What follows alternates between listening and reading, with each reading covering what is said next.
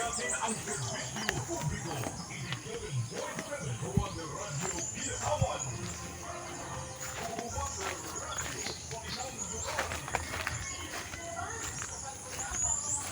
guys, good morning, good morning. Pakain tayo ng alagang baboy natin dito. May ano ko dito eh. 3 inahing baboy na pinaalagaan ko noon nung nandun pa ako sa ano. Hindi pa ako nakauwi. Ito mga buntis na to lahat. Eek!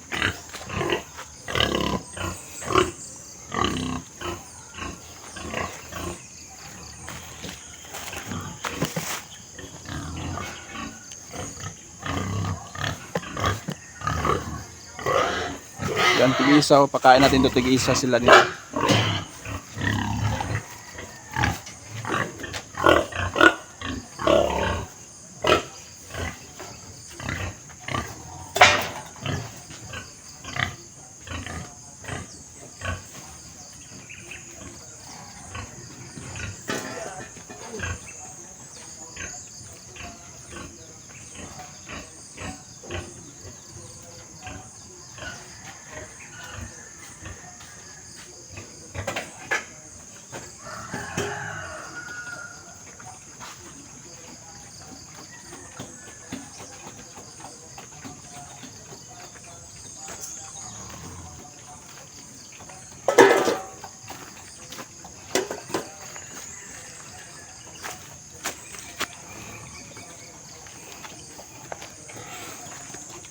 Ito yung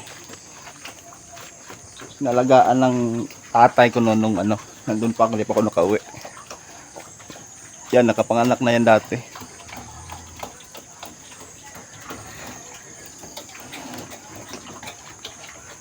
Tapos ito din, yan.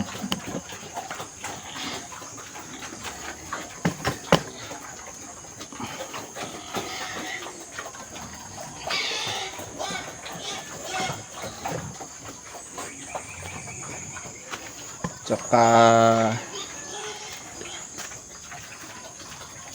ito din.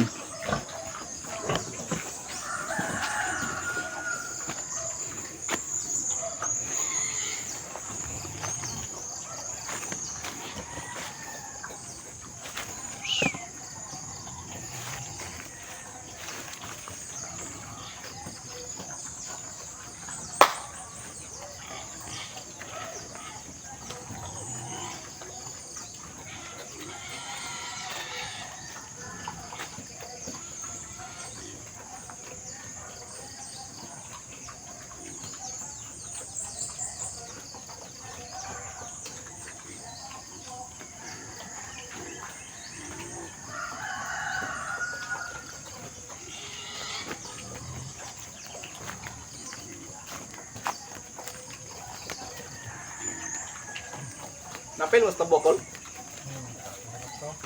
Ha? Pila ka? Tagpilang kilo ka ron?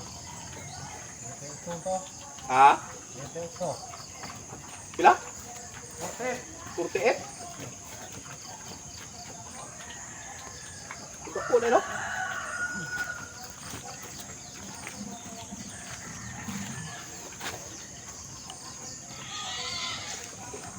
Yan yung ano.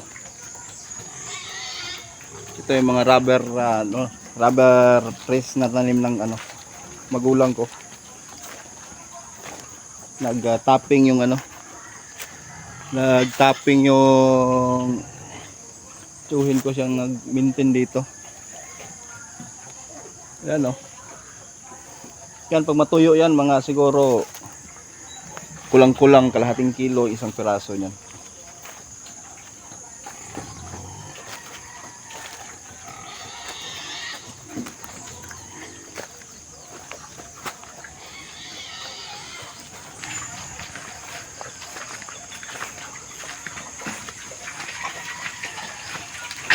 Ito sila oh, kumakain.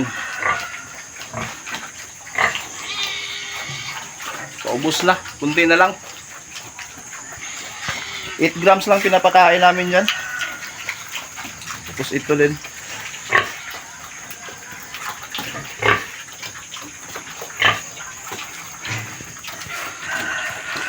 Tapos yan, isa. Buntis na yan, 3. Sana nga mag-success. Makapanganak ng maayos lahat. Balik bundok tayo ngayon. Dito.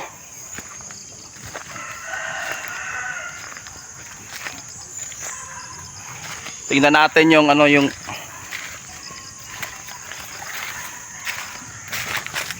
dati namin tinatrabaho dito no, yung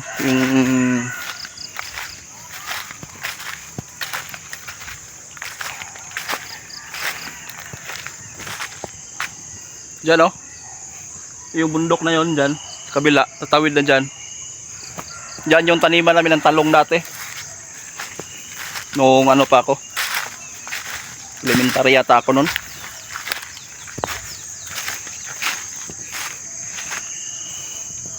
Yan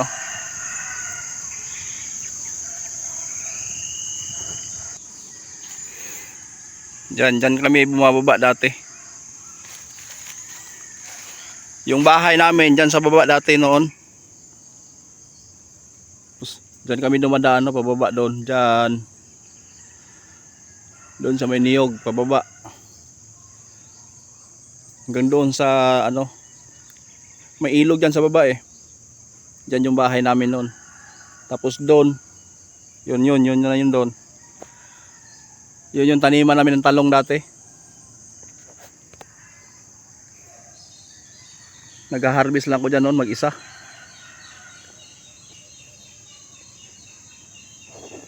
Dati may fish pan ako dyan dati sa kaso binaha. Lumakas yung tubig galing Mount Apo. Naapawan yung fish pan na kunti na lang sana ma-harvest na yung mga tilapia ko doon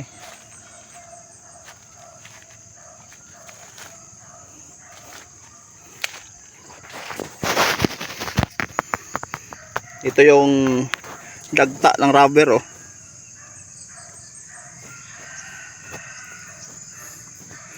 Yan, pag tumigas yan na yung ina-harvest, binibenta, ginagawan tsinelas, gulong. Yan. Tinanong ko yung kanina, yung join ko yung nag-maintain dito, sabi niya 48 daw yung 1 kilo ngayon. Yan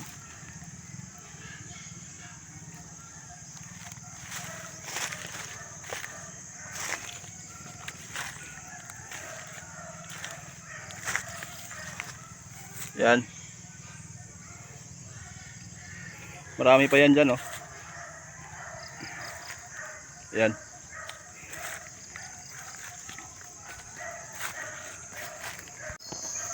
Hindi pa siya natapos kasi dito lang muna sa taas yung inuna niya ngayon. Mamaya tatawid pa doon siya doon kasi mayroon pang rubber doon Kukuha pa siya abang pa siya doon. Doon sa taas. Hindi na kaya ng tatay ko puntahin doon kasi malayo na Bababa siya dito, tawid ng ilog, akyat na naman doon.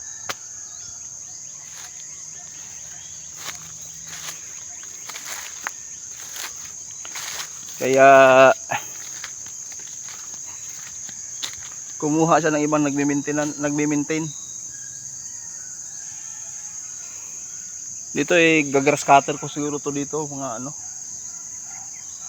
karoon ako ng time dito.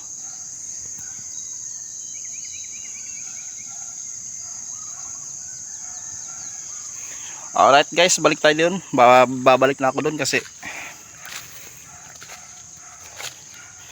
nag-iingay na naman yung kabilang kabilang biik. Meron pa doon isang kulungan may dalawang biik doon tsaka isang medyo dumalaga na baboy.